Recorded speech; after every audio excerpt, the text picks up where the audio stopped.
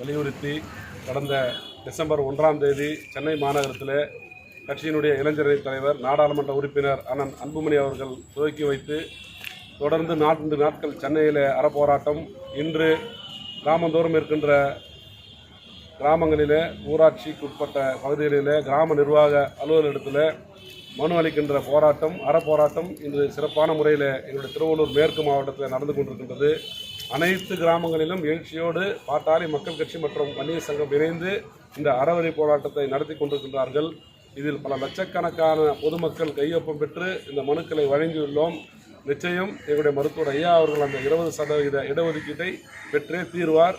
இது ஏதோ வன்னியர்களுக்கு மட்டுமான ஒரு இடஒதுக்கீடு அல்ல, தமிழகத்தில் இருக்கின்ற ஒட்டுமொத்த மக்களையும் அவர்களுடைய ஜாதி வாரியாக கணக்கெடுப்பு நடத்தி கல்வியிலும் வேலை வாய்ப்பிலும் அவர்களுக்கு உரிய பங்கை அளிக்க வேண்டும் என்பதுதான் எங்களுடைய மருத்துவர் ஐயா அவருடைய 40 ஆண்டு கால போராட்டம். அதற்கு கட்டாயம் வெற்றி பெறும்.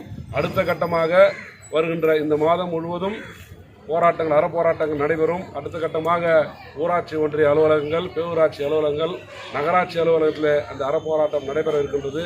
அதற்கு அடுத்தபடியாக வருகின்ற 2021 மாவட்ட ஆட்சியர்களிடத்தில் அந்த போராட்டம் நடக்கவிருக்கின்றது. இதில் ஒட்டுமொத்த பாட்டாளி மக்கள் கட்சியும் வன்னியர் சங்க நிர்வாகிகளும் எழுச்சியோடு பணியாற்றி கொண்டிருக்கின்றார்கள்.